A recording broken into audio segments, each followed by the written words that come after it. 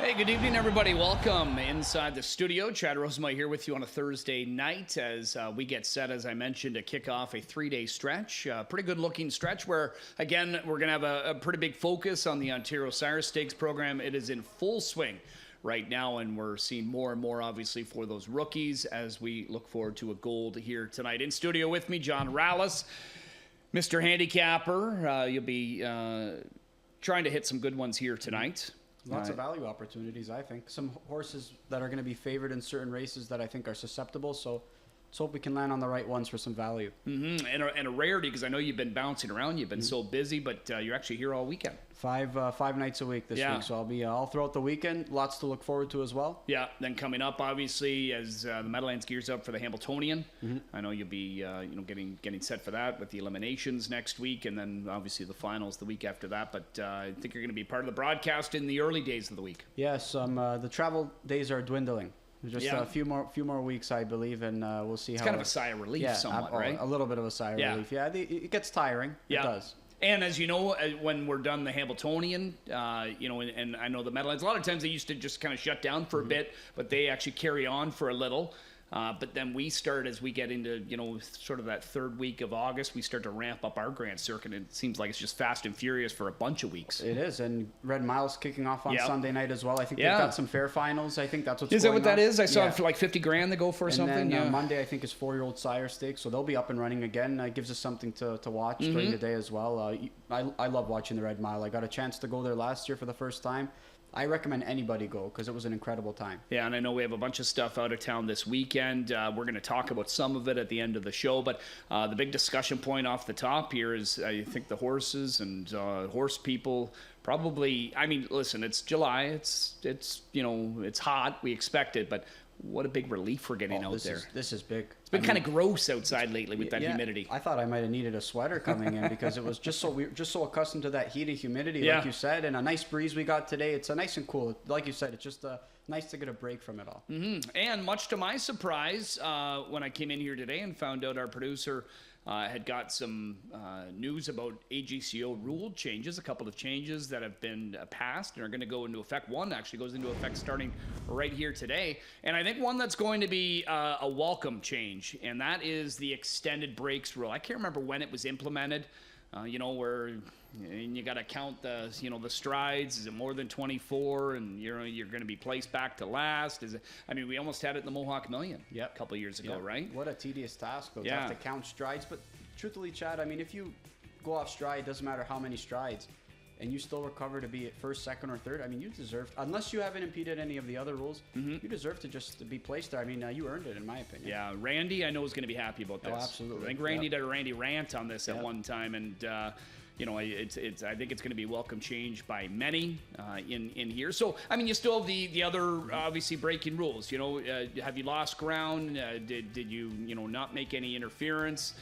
Did you make an attempt to get back on your gate? Things of that nature. So there's still those that need to follow, but looks like the extended breaks one, and that goes into effect here tonight. Another one that's going to be changed, and the rule change was a little vague to me, just kind of quickly going over it, but it looks like, because there's track qualification times to be able to compete, let's say here, or at a 5-8, whatever it may be. Those, I believe, are remaining, but there are different qualifying times to get into added money events, and it looks like they're scrapping that. So they're not going to have necessarily that standard on there for the added money events to be able to get into those races. So I guess another thing that's been asked by the industry to look at and possibly consider changing, and that's what they're going to do. Yeah, we saw that too with one of Pentland's Colts that's going to be competing in the gold, right? I believe Bobby was talking. Red Lane Rocket Man. He wasn't quick enough to be eligible for the gold. For the gold, right? Here, yeah. So, here's a horse who they believe is a gold colt who has shown it through 2 starts, and just by virtue of a qualifying time wasn't made eligible. True. So, we're going to see him on Saturday. I think it's just I think it's a necessary change. I think it's a good one. Yeah, if we understand the rule change correctly, I think that's what it is, right? Yep. It would have allowed him to get in there. So that goes in, I think, October 1st is when that rule goes into effect. So a couple of changes with the AGCO. You and Randy worked here on Tuesday. You had a bunch more 2-year-olds that were Yep. competing on the Tuesday card. Were there grassroots Tuesday? There was grassroots, yeah. Okay, Grassroots. we'll have more of those here tonight. As far as how the track plays were, I know when we generally dial up this graphic, and again, I think we need to maybe expand it somewhat.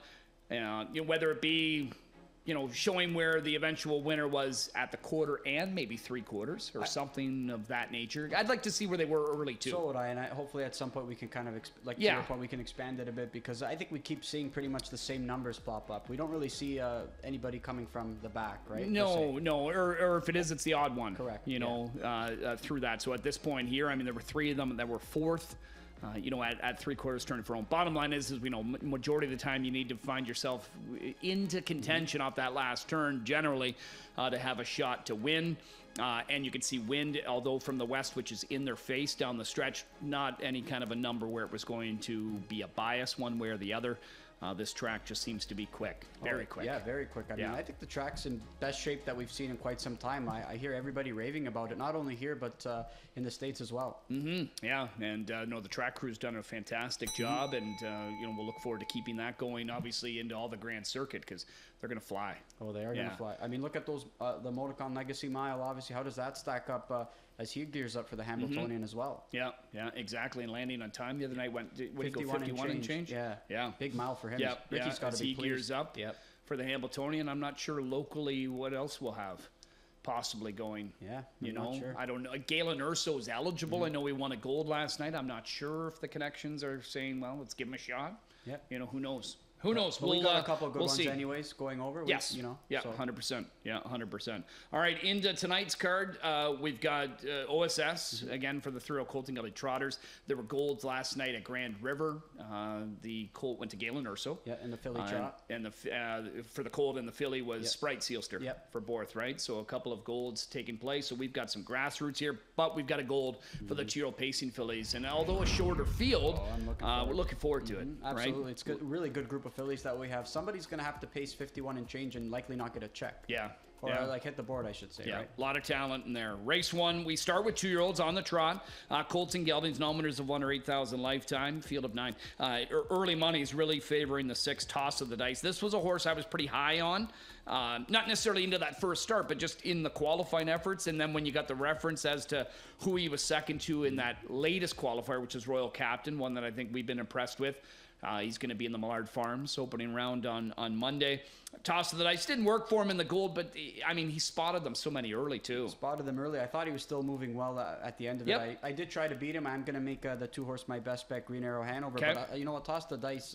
Even that line might not look appealing, but you could see moving at the end of it. Still tight line to driver Travis Cullen. He has another good draw to work with. You have to figure he's going to be forwardly placed, and most importantly, to your point, the reference point, given that Dustin Jones struck. I think that's and Toss the Dice got faster every quarter, right? Yep. I think they probably got out of it what they wanted, and then now they'll just look for him to move it. This is a spot for him, really good spot to try and get it. But I don't mind what you're doing here with Green Arrow Hanover. I know you're going to dial up the July 11th qualifier where he ended up being second, and there, what'd you like from him there? Yeah, showed some good wheels at the end of it. Took on older rivals in that qualifying prep as well. And we're gonna see just where Bobby is right now. He's sitting dead last with this charge, Chad, and he's just going to get around that final turn there, and he's going to make his charge late in the mile. You could see Lyle MacArthur, he's making his move with She's Manalishi, and he's going to end up drawing away with this filly, but you could just see Bob's charge right now. He just gets off the cones late in the mile, and this guy's starting to trot, so he's going to finish second in this contest, just get up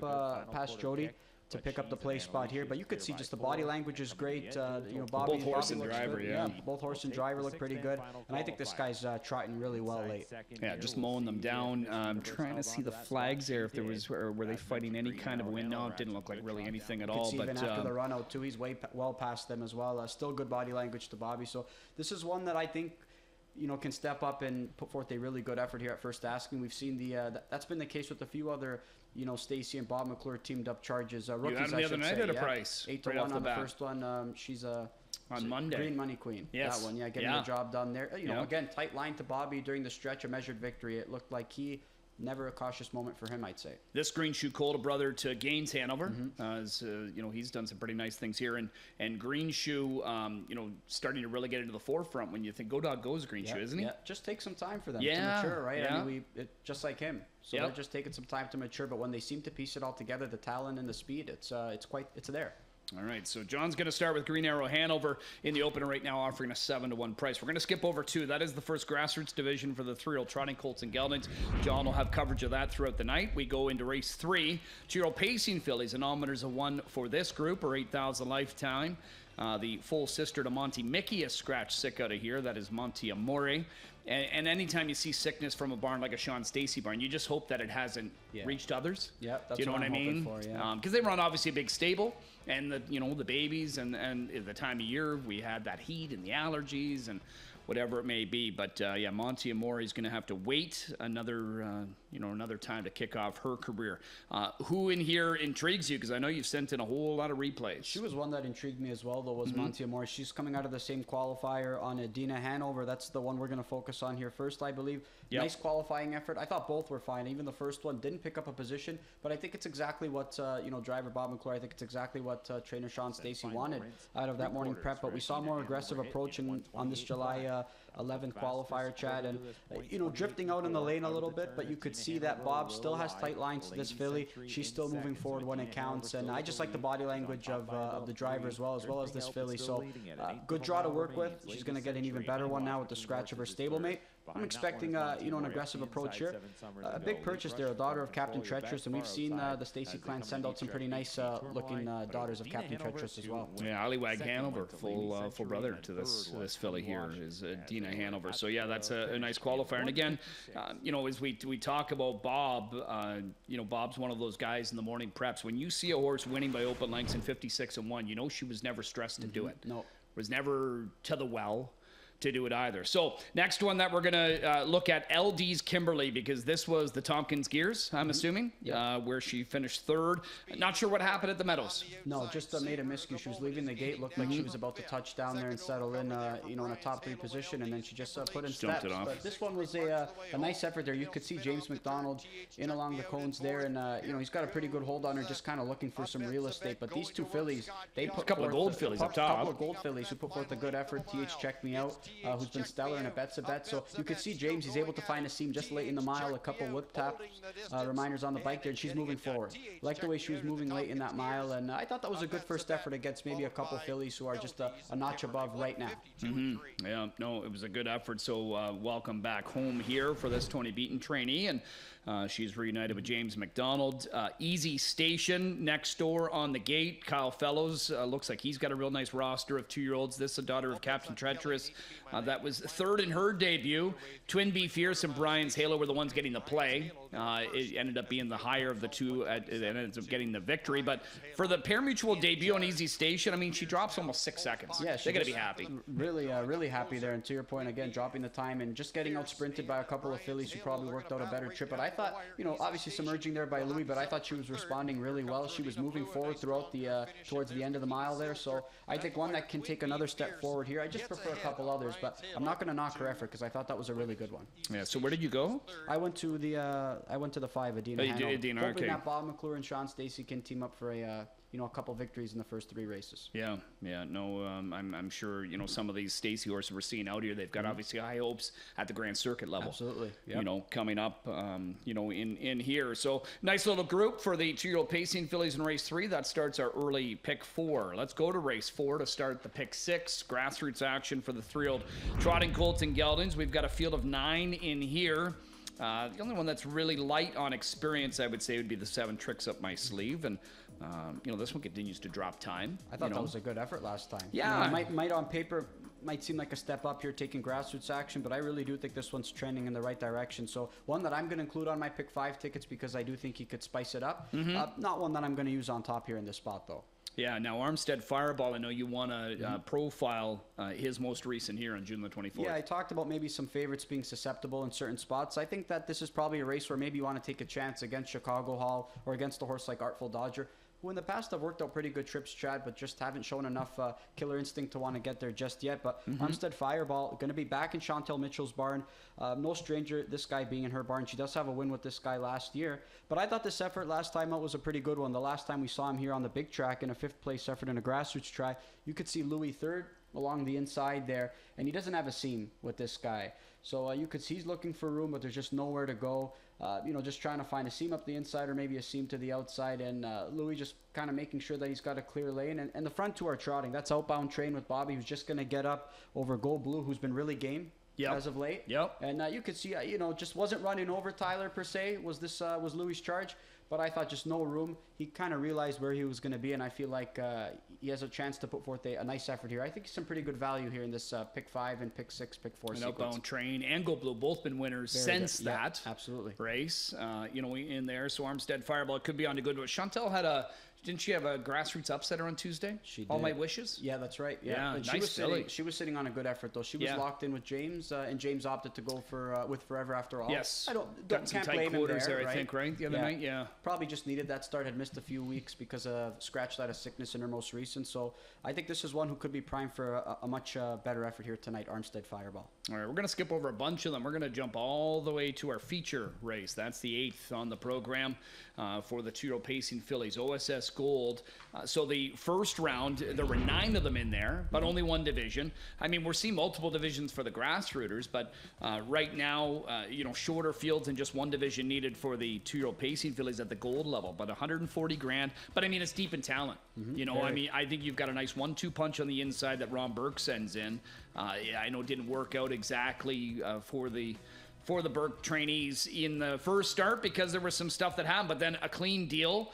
I mean, had that nice win on June 27th, and then I'll be honest with you, I retimed the race after because I just thought, 50-4 off a half and 57. They didn't look like they were going that much, but it was dead on. There was a lot of talk even when I was at the Meadowlands driving around walking around the paddock, and people said, "Did you see those fillies? They went sub 51." It's just remarkable. Everybody was amazed. I mean, that's just it was incredible. An incredible mile there. With fillies making their debuts. Yeah, but now let's see kind of how this played out in here. We'll never know if it was going to be a different result because she's a bulldog who came in. I mean, you and I both saw her, prepping at Gateway. She looked phenomenal. Yep. Very good. Jen Tilley was another one that looked really good at the Meadows, showing, her qualifying action. But she's a bulldog, once she gets kind of ranging up, and this is where you're picking them up just past half. So they've gone 57. Yep. It was kind of slow here, but then things really pick up on the back half. Yeah, I like the move by Tyler with TH Check Me Out there, clearing to the lead. And here comes the Brad Grant homebred. She's a bulldog who looked to me like Chad. She was making really good gains, and you could see 26 and change third quarter there. It didn't really seem like she was even going that fast by the looks of it. And then she just puts in some steps, and she's out of contention there, right? I'm not sure what the reason was. If I get a chance to speak with James McDonald, I'll ask him, maybe what went amiss. Looked like she was running in a little bit, though, in that effort. Yeah, he said. I remember he told me, he said she's 2 fingers to drive. Awesome. I know he felt very confident about what was going to happen ultimately with her. She was ranging up so easily. And he said even when she was starting to get rough, she was still gaining on them. So gaining, not even having a perfect gait, but he said just kind of got her head cranked a bit. So yeah, maybe, grabbing a line. But and then, made that break. But he said she'll be just fine. And, Yannick Gingras coming to town for one drive. Just the one. And he's not coming to town if he thinks she's just okay. Yeah. I mean, he was raving about this filly. I think the qualifiers were a really good indication that this filly's got, she could be special. Yeah. Right? So we're going to see how she puts it together in some races, and hopefully she can stay pacing tonight, and hopefully we could see what she's capable of. Now, what we need to talk about is the other Burke one, because Jen Tilley, so she got completely overlooked in the first gold. She's 100 to 1. Billy Davis picked up the drive. Billy had told me he talked to Ronnie Wren. Wren said, listen, she's a really nice filly. A good pal of mine, Frank Baldacchino, very well, a part owner. And he said, training down. I mean, she was one of the top ones. Yeah, and and they're very high on her. Now, he left like that with her. In her first start in 27 and change, you could see she was ranging up to get a nice trip. We'll never know what was going to happen. But Billy said, I had to shut her completely down when the stablemate made a break in front of her. And you can see she's a big filly, a tall one. So I'm assuming if you shut her down, you probably can't start her up on a dime. Yeah, and one that to your point, I'm really curious to see what we're going to see from her with a clean trip, right? Yes. Just, maybe working off cover. Both of them, right? Listen, that's some high praise, though. Obviously with, Ronnie saying that high praise about that filly. I mean, I know there was some chatter, obviously, about them believing that maybe she was potentially the top of their group, right? Yeah, So, There's so much talent in here. Yeah, Top absolutely. to bottom. Yeah. I mean, Jack Darling sending Dea in Nice here. debut. A Bulldog Hanover homebred for him. She was very impressive. She got a nice trip, perfectly driven by Jody in that first start and scored. And I got a feeling, I haven't spoken to Jack about this, but I got a feeling he kind of knew I have a gold filly here, but he's done this before. He started them in grassroots. If I'm not mistaken, I think Bulldog started in grassroots. Yeah, and we've seen that with so many top tier horses. We saw Yes. that with Chantilly as well. It's just a nice stepping stone for horses who just want to get a nice easy mile, and just you get a better indication of where they are. But I think that the trainers deep down know that's where their horses lay. I'm really looking forward to this. This is a great race. I mean, a field of 7. And so where did you go? I went to She's a Bulldog. She's a Bulldog. My all in. Okay. I'm hoping for a bounce back performance. Like I said, I don't think Yannick's coming here if she thinks she's okay. I think he's really high on this filly, and that's why he's making the trip just for one drive. Yeah, he's not coming for the poutine. Definitely not. No, we got some good poutine though. Yeah. He'd know about it. He would know right? for sure. Oh yeah. Maybe he's a bigger critic though. Yeah, he would be. Yeah, in the Montreal. That's where absolutely. you get the good stuff. All right, we're going to skip over now, and we're going to go to the finale, race number 10. The jackpot high five carryover, just over $100,000. Good luck if you're going to play along in that. We wrap the card with the nominators of 1 for fillies and mares in the pace. Field of 9 in here. Morning line favorite. Center of the gate is Who Are You? And yeah, I mean, let's be honest. She's one that we always have to look at as a threat for a piece of it. She's had opportunities, but just hasn't been able to quite close the deal just yet. I would think for the most part she's going to be a play against for a lot of handicappers. I'm going to play against her. I'm going to take a stand here, but it's a tough race though as well because I think a lot of them are kind of struggling to find the winner's circle. Some are probably putting in better efforts than others, but just can't seem to find the line, whether it just be, obviously just needing an easier trip or just having some bad luck, or, in the Sevens case, I think just taking on some tougher rivals there for Sarah B. Delight. Yeah, and Sarah B. Delight, well bred. We've been kind of waiting for her to come through. She's shown some nice promise this year. She's had some trips where it looked like maybe she'd get there. Now, the ones on the front end for her, and I think, in those instances, especially the most recent one, she was one of the heavy favorites in there, one of the top 2, and he kind of rolled her. But I think she is better when she can get covered up. I agree. And then save her because she can pace on. Now, she wanted to pace on here.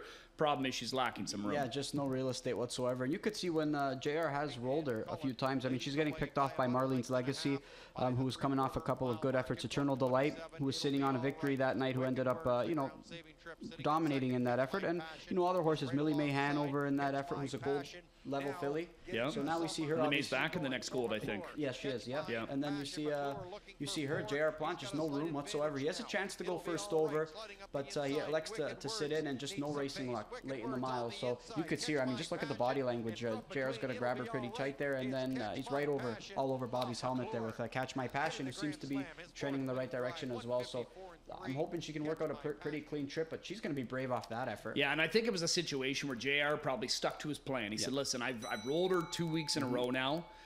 She's been second, although racing well, she hasn't got the win. I got to kind of give her something easier here. Yeah. And if it works, it works. He had hoped it worked. It didn't. If he comes first over, I know the fractions weren't much, but he's probably thinking, well, do I really want to do that to her? And he took a chance. If a seam opens up, he probably comes through and he's going to threaten to win. Yeah, and I think we're going to see a more aggressive approach from him tonight there off a mile like that. And I wonder if maybe that's going to be enough to, just to go gate to wire here in this group again with some other rivals who just struggle to maybe get their nose up, even, despite some pretty good trips as well. All right, so that's race number 10 with the high five to close things out. You've put together a pick 5. I did. Here tonight for the early one, guaranteed at 75,000. You generally see a ticket that you've got a single. Well, you've got 2 of them here, so tell us about it. I'm going to go all in on the first Stacy Trainee Green Arrow Hanover. I know the 6 is going to be tough to beat, but I'm both Stacy horses you're going all in on. Yeah, I'm going to go all in on a couple of them. So to your point about the sickness, I'm hoping it hasn't trickled, through to some other stablemates here. Green Arrow Hanover, not taking some support right now, but it's still a little early. But I think 7-1, I'm pleased with that number, hoping that this guy can work out a pretty good trip. I think race 2 is one where we talked about race 2 and 4, Chad. I think it's a race where you've got a couple susceptible favorites. Day's the biggest question mark in this race. Hasn't raced in a month. I know he was dealing with something minor, so they wanted to give him that time to kind of rest. Got a chance to speak to, Team Luke Blay there, and they kind of said needed a month away, so they seem confident that he's fit enough. Still one that I can't go all in on despite that. But if the talent is there and if he's fit enough, he's going to be tough. Adina Hanover, one that I'm going to go all in on. We showed the qualifying effort on this daughter of Captain Treacherous. Good draw to work with. I'm hoping she's ready to go. Race 4, we spoke about Armstead Fireball. That's going to be my value play. I'm hoping that he can get a good trip from post 6. I won't leave off Tricks Up My Sleeve. Nice effort there last time, training in the right direction.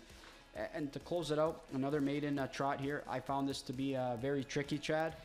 I just elected to kind of do some process of elimination. There's a couple of rivals who I know will take some support. I'm okay with leaving them off. The likes of Industrialists, Kema, and some other rivals in there as well. So if they beat me, they beat me. Yeah, 5th race is a tough leg. It's a tough one. Yeah, tough leg. I got a feeling that's the kind of leg where Randy would say, I'm hitting the all button if I can find some singles early. Can't blame him. There wasn't one in there that I fell in love with. Otherwise, I take a stand and single one in there, but not one I fell in love with. Gucci Goo, one that I'm intrigued with. Sneaky good effort last time we saw this guy on the big track.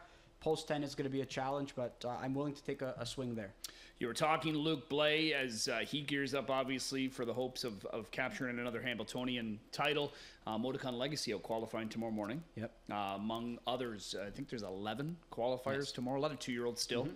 So you can always watch those on the live stream tomorrow night. We've got 2-year-old pacing fillies in the grassroots. I think there's 4 divisions. And some of those could eventually be gold ones, down the road, joining this good group that we've got here tonight. And then looking ahead, Saturday, the OSS is back here with a gold for the pacing colts, for the 2-year-olds, and Bojangles. I mean, obviously a buzz horse.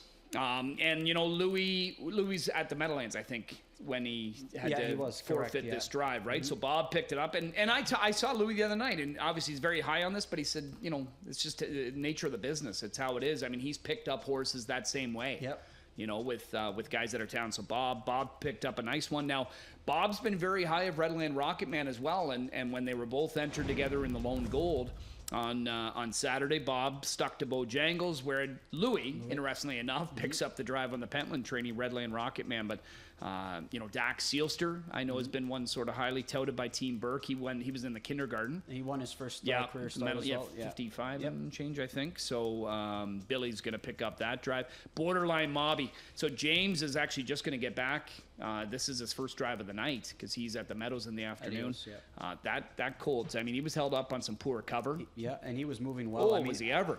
It's tough to say, obviously Bojangles with that that 50 and change mile obviously caught my eye, but so did Borderline Mobby, the way he was moving. And in his debut, he looked pretty good too. When Bob tipped him off, he was moving really well. So it's going to be fun. It's a really good group. I mean, I'm curious. I wouldn't be surprised, obviously, maybe not this Saturday, but I really do think we're going to see Borderline Mobby. It's early. I think he's going to get the best of a horse like Bojangles, even though he's a buzz horse. I know Garnet came out on Twitter and is already saying, write the Metro check for this guy. Oh, the Bojangles. Yeah, I mean, he looked awesome. He looked awesome. It's early, though. Yeah. We've been in it a long time, But he wants to make statements. We like to, that's what we get paid to do, I guess, make predictions and stuff. Yep. But for good reason, because that was might be one of the quickest miles we've ever seen on debut. Team Jameson's got a really nice colt. Unfortunately, another bad. They had the 9-hole in the last one. And we're second. Again. Parked every step. Yeah, but still second best to a Bojangles. So he deserved that really good effort there. Just kind of race could set up for a horse like Borderline Mobby if he sticks to the closing. If they get some action in there. So looking forward to that on Saturday night, part of a solid 11 pack. Also on Saturday, actually be earlier in the day, so I'm sure you guys will probably touch on that Saturday in the pregame show. But the Adios eliminations, there were 15 dropped in the box. I think a third of those were Burke trainees. Yeah, loaded for bear. Yeah, and one of them being a supplement. Obviously not the big one. Yeah. He's recovering from his surgery, but they still have plenty of other options in there to give him a good shot. We've got Prince Hal Hanover and Light Up the World as big local hopefuls. Light Up the World and actually raced against Prince Hal in his most recent year. God, he ever looked good. Earplug still in. Yeah. As well. I mean, and he just flying. Yeah, I don't think we're going to get anywhere near that 9-2 morning line. Is he fourth choice on the morning line there? And 9 to 10. Yeah. He's going to get some I thought it was a bit comical in a field of 7. Yeah. But you've got Rick Wink. Rick Wink and Twisted Destiny are very nice. Oh, Rick Wink was a supplement? Okay. Yeah, so supplement for him. Just one loss in his career. Yeah. All the talk about maybe, obviously, Luprint and sipping on Rock last year and Swingtown. Rick Wink just one loss throughout his career. Yeah. I think it came in the super final, in the Ohio Sire Stakes super final at Scioto. So, and you'll see that here with we've seen it in the Adios in the past, where horses will either maybe supplement or they target that race where they aren't normally in any of the other bigger Grand Circuit stuff, and they don't look out of place at all. I know that obviously Twisted Destiny, a colt who has really turned some heads this year as well, not paid up into any of the big dances, wasn't paid up into the Meadowlands Pace or the North America Cup. A colt who's done no wrong so far this year. But I tell you what, Rick Wink, every reason for them to supplement Chad. He's been really just flying under the radar because he's been doing his racing in Ohio. Yep. This guy's, I think he matches up as one of the best pacing colts in the division. Yeah, I'm looking forward to see Light Up the World here. James said he's perfect gated, so 5/8 I don't think it's going to be any kind of an issue. Redemption time too, right? They just missed the near miss with Redwood Hanover. Tony beating James McDonald a few years ago and or a couple of years ago, and hopefully they can kind of have better luck here to light up the world. So Grade 1, Delvin Miller Adios eliminations, a pair of those coming up on Saturday. I think James picked up Glowing Lou as well from the outside a long shot in the second elimination. Poppy's Pistol in there, and then Burke sipping on Sea Rock, Swingtown, Fallout, obviously last year's Metro champ. I think the first one's probably a little bit deeper, I'd say. Or a little more household name-ish. Household names, I would say. Pappy's Pistol, who, starting to turn a corner as well, sipping on Sea Rock. Good draw to work with as well. Just bad luck in the North American What do they Cup do for the elimination. final? Do they go 8 or do they do a trailer? Sure. I'm not sure. Not sure. I can't remember if they go to top 4. I'd like that, all of them just on the gate or whatever. But looking forward to that. So that's Saturday afternoon, and James is obviously going to jet back here because his first drive is it 7th race? I think is what it is. Yeah, pretty good drive to pick He's up. got a bunch brew Hanover. Back in the preferred, a short group, so looking forward to that. Yeah, so that's we also have the Garrity. The Garrity's on Saturday. Yeah, Saturday at Saratoga. Saratoga. And then Desperate Man's the favorite in there. Sunday you've got the Spirit of Massachusetts. Sunday in Plainridge, a couple of big stakes race going on there. The main event, the $250,000 Spirit of Massachusetts for those open trotters. Logan Park back for the second straight year. Last year he cut it out and ended up finishing third to It's Academic, I think was the winner in there.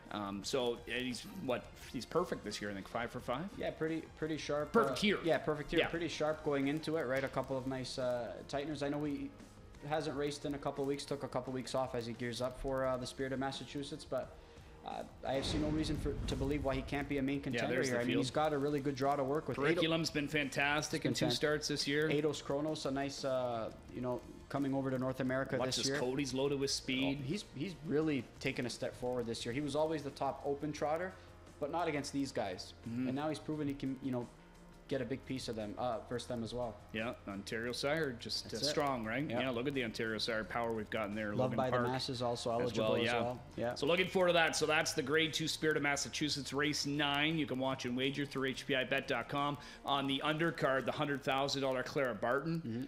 We get Twinbee Joe Fresh up against Sylvia Hanover and others in there. I think it's around a field of 7. We didn't see Twinbee Joe Fresh last year, I think, compete in that event either, right? It was just... I'm not sure. Was Sylvia win that last year? Yeah, she did. Yeah. Teacher drove her last year in there, didn't he? Yeah. So I don't think we saw them compete in that race last year, but we've seen them compete plenty times, and one that we're looking forward to watch again as well. Yeah, so a strong card in there. So looking forward to that action out of town this weekend, along obviously with our great programming that we've got. Plays of the night.